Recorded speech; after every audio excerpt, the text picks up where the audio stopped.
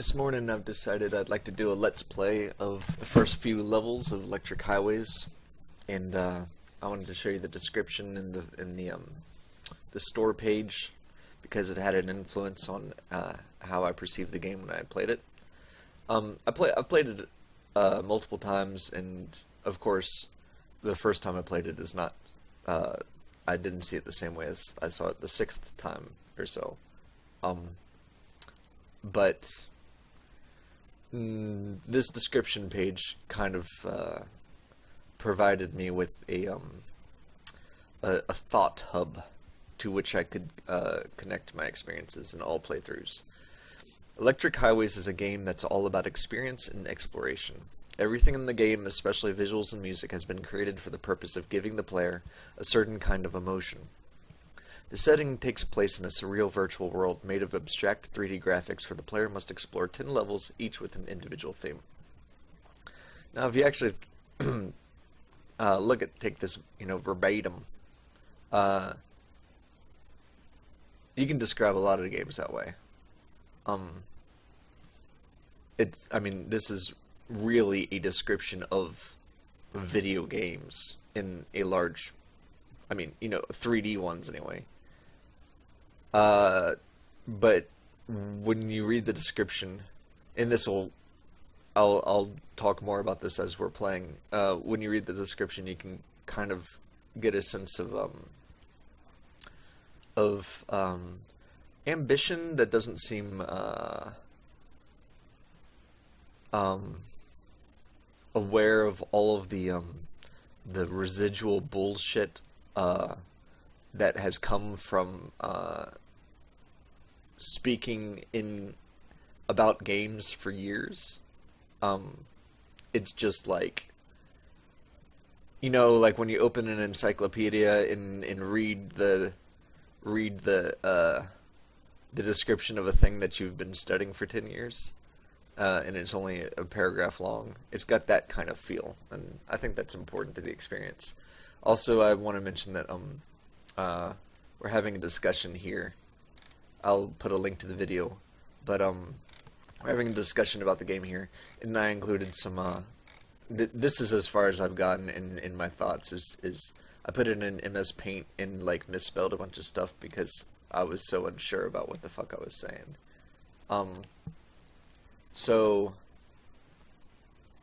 Yeah, let's go in.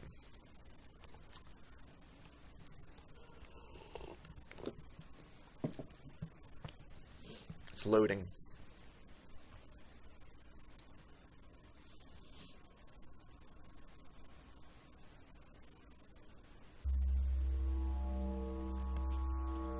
So we're going to choose English in the new game. The year is 2072. I'll let you read.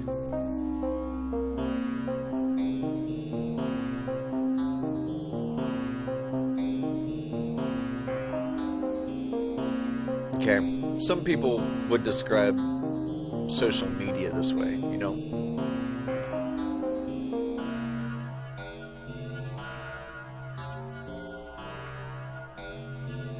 I think there's a little bit of hyperbole there with the use of the word sane.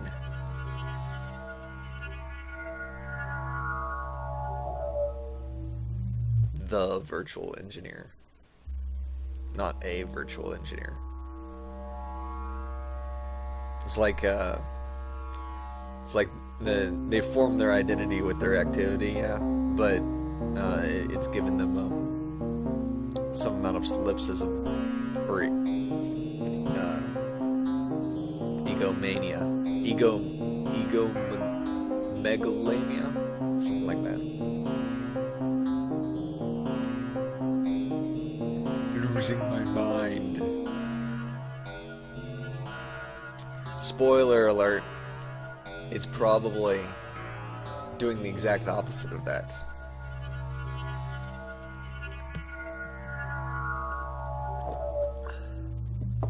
Okay, so this is kind of interesting. Here's his timer. Guess what it's going to tell us about the timer? Timer has nothing to do with the game. As far as mechanics go.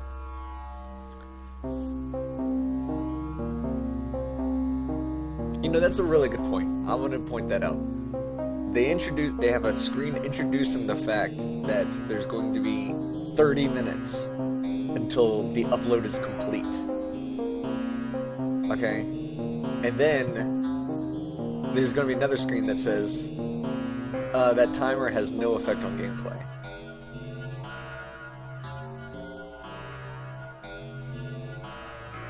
I always wear my tie when virtual engineering. Timer does not affect the gameplay. The 30-minute timer does not affect the gameplay. It's just a story beat. Alright. Also notice that the title of this first one is Song1. You know, I don't know anything, but I hypothesize that Song1 was the working title for the level, the first song that they were trying to make a level based off of. So as I'm walking through this level, I'm looking for ways in which the environment reflects the song. Okay, so we start in this corner. Okay, I never realized that before. So we start in this corner. It's really nice composition. There's a game called Surrealista, which has similar qualities. I felt like that game didn't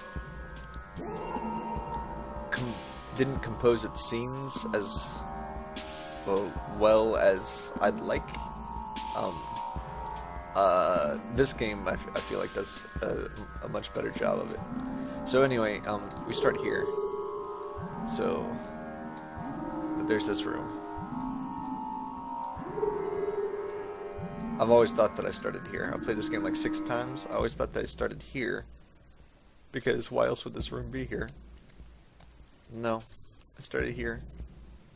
And this is the first room I can explore. Got like a Geiger pattern there. Low textures. Fence with light we can't see. I don't believe this is ever accessible, as far as I know. Got these little blinking lights. They look like maybe fluorescents with the ballasts messed up. And little skate park. You can choose one of 2 paths here. You can go straight across, or you can dip. Here's a ledge. It's probably best to do this so we can really get the sense of how this would go down. Whoa! It's in an area that's obviously going to be accessible up there. So I'm focusing a lot on the gameplay here, which is environmental exploration, puzzle solving, navigation. But that's only one aspect of this game. The other aspect is the fact that we got all these gray palette rooms with seemingly no meaning. After we started talking about this game, Josh Trevitt mentioned Doom. I bought Doom and started playing it. I think that this is I suspect this is a Doom reference. But at the same time, I think it's the plug that, like, the internet plug, you know, for our virtual environment. And this is where all the upload's happening, I guess. Or possibly the download, I'm not sure. A little fenced-in area here. I don't think you can crouch in this game.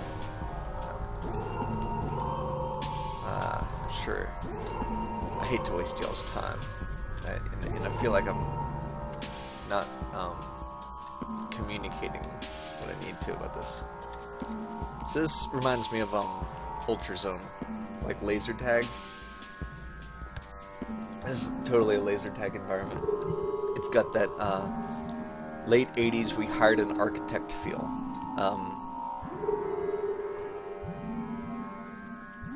But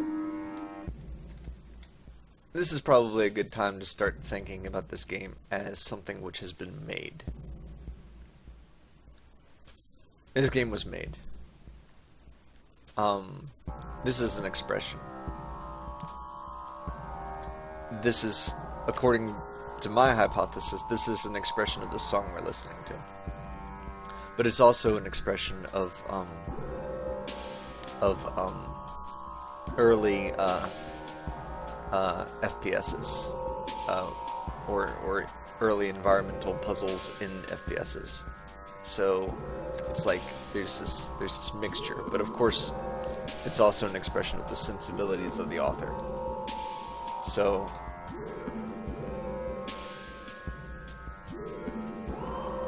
it resonates with me. Right now I just went through a bunch of probe builder tutorials in Unity, so I could make environments that are similar to this easily, and I haven't gotten to the point where I can make moving platforms. But how attractive is that moving platform? You could give some, we could talk about the fact that this is the most attractive thing when you come out this door for the first time. So, I mean, you come out and that hole is pretty attractive. That circuit board above the door is attractive, right? But then, moving platform? Hello, don't mind if I do. Who isn't going to ride the moving platform? So, what was this is this intentional to guide the player? Maybe. Whoa.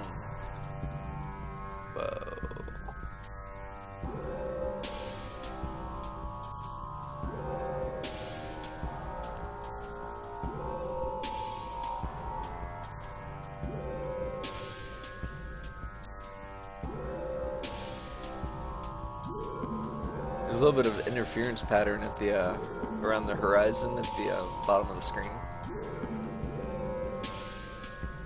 I can't tell if how much of any motion would line up with this music, but that reverby low volume saw wave, I guess it is, and that's playing right now. Really kind of does match up with the colors and the resolution for me.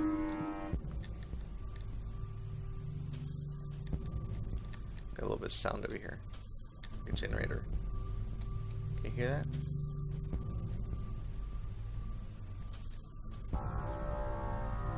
Actually, I haven't really noticed environmental sound in this game.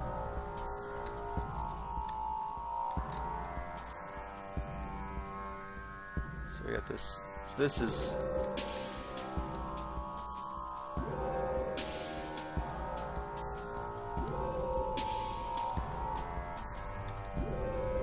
okay. I watched a tutorial on how to build E1M1 of Doom in Pro Builder, and one of the things that the guy that's making the level, I think his name's Gabriel Williams, points out is separation of, so you have this one wall here, but then if you add the polygon so that there's an offset on the wall, it thinks that is detail, and you can see it's done on the bottom and on the top, and then on the top obviously there's an animated texture applied. The difference between that and just a blank wall is huge. And also, I'd like to point out that this is not a square room. Each of those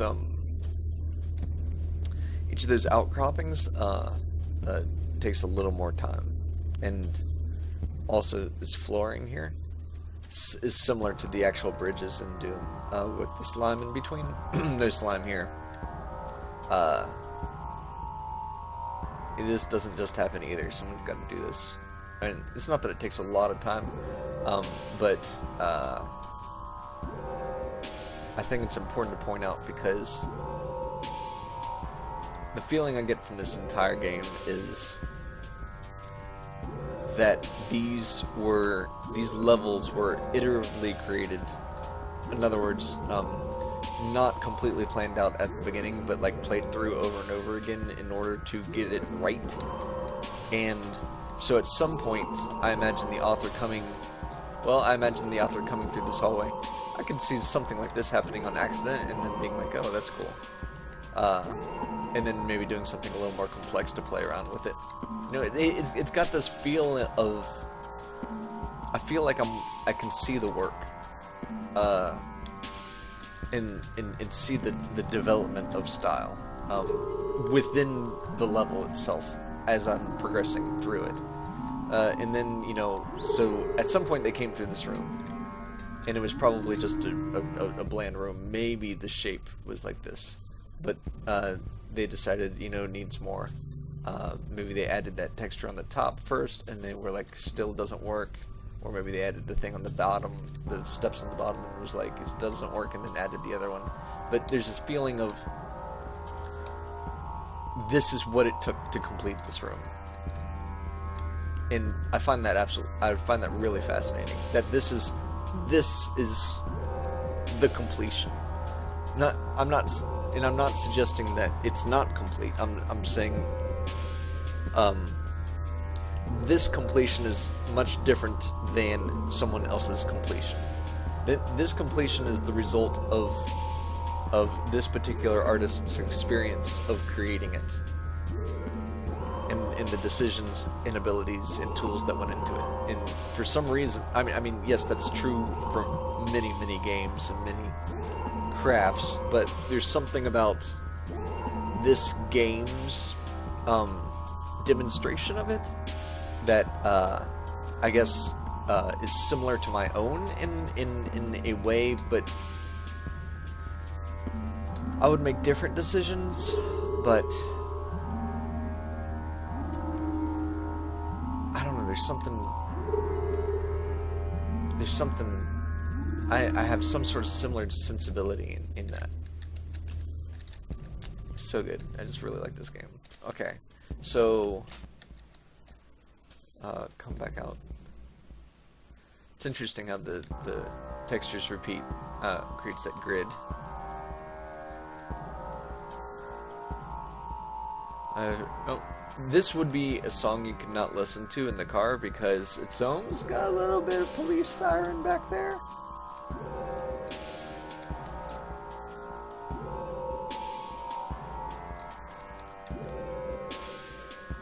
It's not spiderweb. It's chain link.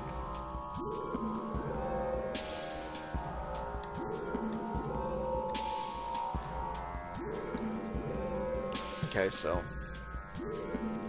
this appears to. Oh, so I was watching this interview of John Romero talking about. I think he was talking about the second level, E1 M2, second level of Doom. And he was saying how when you first open it, you get two decisions, to go left or to go right, but straight ahead, you see this tunnel with the blinking light and the armor underneath it, to create a sense of, I want to go there, I want to check that out, which is interesting because those first levels of Doom, ultimately were played far more than the first time in most cases, So then that brings to the question, you know, what does this turn of the corner, the blinking, sparkly thing of attraction, what does that mean the 50th time through? Games have a hard time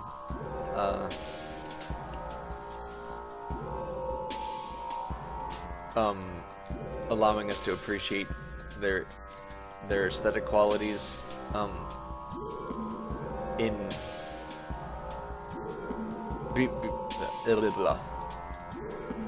spite of the optimization of their mechanics.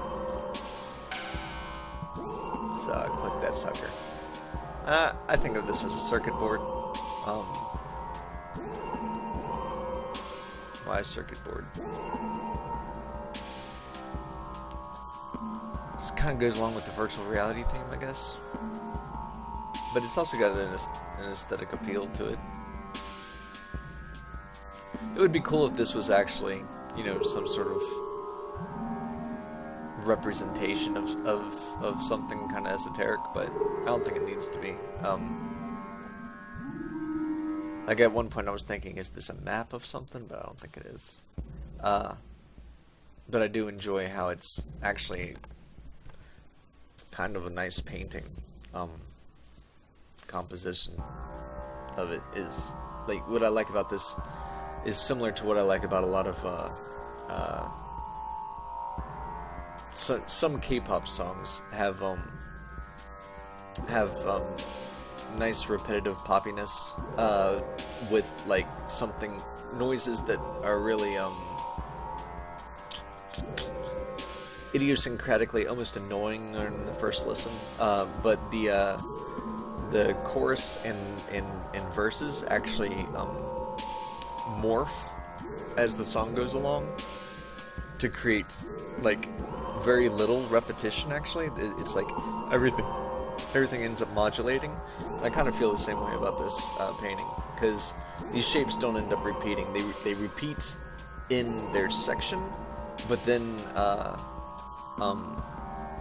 those areas don't seem to repeat anywhere else, and because it's all squarish, it kind of fits together. It's almost like a Mondrian, but with more playfulness. Alright. So, there's this door down here. Might as well go through it. So this is dripping ice. Oh, by the way, this is an older version of Electric Highways. It's been updated a couple of times. I don't know if there's been significant changes. So, throughout this game, there's, you know, I think that is ice. Now, this is the first designation of temperature I've seen in the game, in this level, but now that I see it, I realize that all of these grays and blues are actually cold.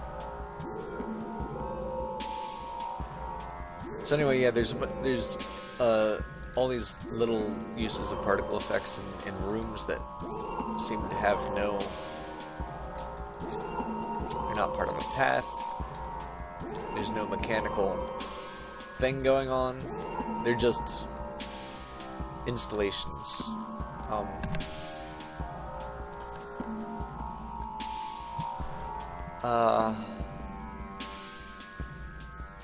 So I guess the question that comes to mind is, were they testing something in this room and then decided to leave it because it's better to have it than to not? Or was it that once they completed this room, they realized that it needed an offshoot?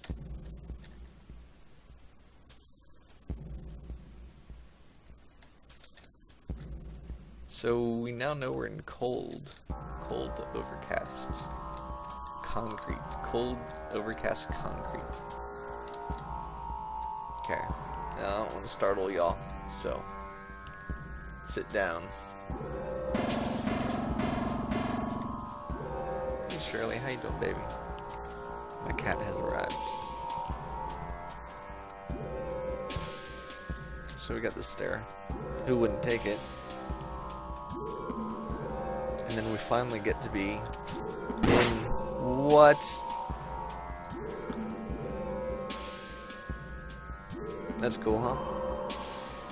So I love this. Like when I was a kid, there was this clothing store in the mall that had like this kind of like almost like a particle board playground kind of deal within the store. And it had like shapes like this that were just like, when you're a kid, being able to inhabit shapes like this is really exciting. It kind of still is. It's not just being a kid. Oh, look, it's that room over there. Because it's, you know, it lacks utility. And not only does it lack utility, but things which it's not luxurious enough for to be profitable, I guess. So the methods that society has to produce things like houses don't tend to be round because there's not enough round houses.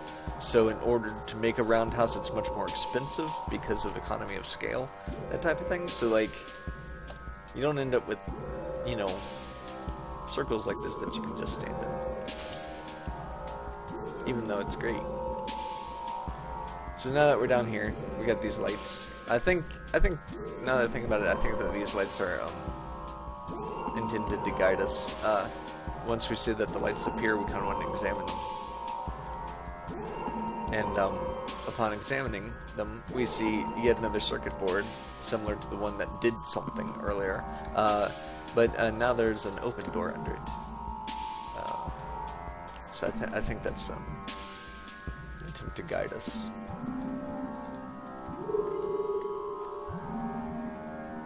That's very ominous, isn't it?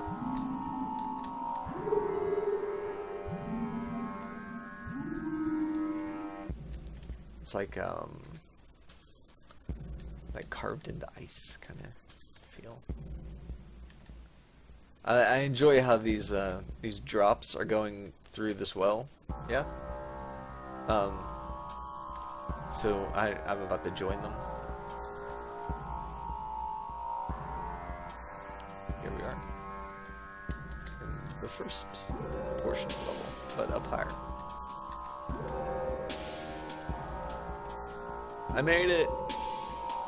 You know, that kind of feeling, like, holy shit, I was just up there, kind of like this sudden change of space, and being so dramatic, and wanting to kind of like experience them simultaneously so that you can kind of like make that difference harmonious in your mind. So there's a blinking thing up there. I don't think we've seen that yet. I hope we can get to it, but I don't think we can. What's that? What was that? See under there? With the head bob, you can see under there. Oh, it's just a bar. But I don't see a normal on top. This is still a mystery to me.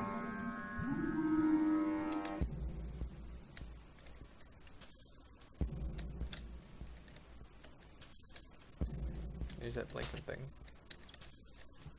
So here's the rune that we saw on the door. Seems to be, I imagine these things are some form of holographic projection.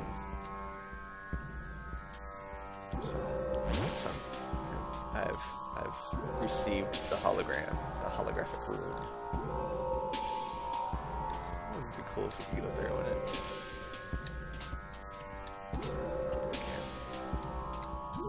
I've never really paid attention to this pattern.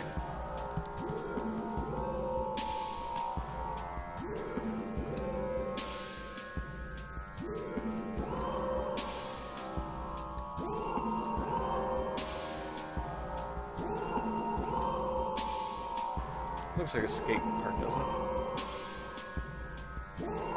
Not a very good one, but it's got that kind of...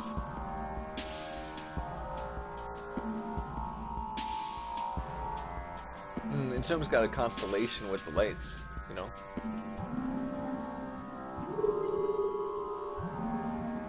I don't know what the placement of the lights was involving. Because it's almost like, it's trying to tell us about corners, but these aren't.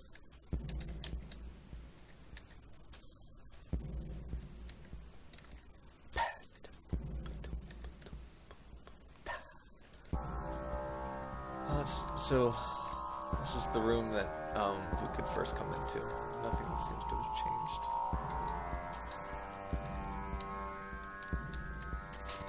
So in games like Doom and Marathon, there's this aspect where you'll hit a switch, you'll go up to something, and then you hear something happen, but you don't know where it happened, and then you gotta search where it happened.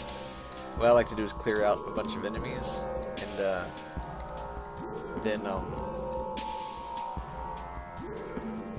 then hit the switch. You know, like on my, you know, on a further playthrough, and like, you know, a playthrough later on, and clear out the enemies and hit the switch, and then I go run through the level real fast, searching for where the enemies are, thinking that they must have just come out of a door. I enjoy that. Oh, there is ambient noise here. Right. Still don't feel like we've managed to really appreciate the emotion that this level creates. And I wonder how much of that is because of the objective, but at the same time, it's hard to imagine people spending a large quantity of time in here without the objective and the idea that they're trying to solve something.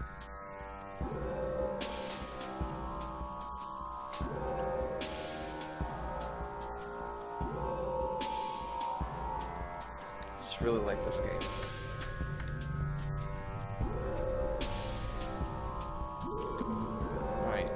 So, I'm probably going to end this video with the end of this level.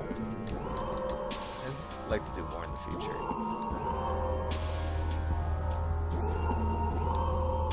Hear that generator noise?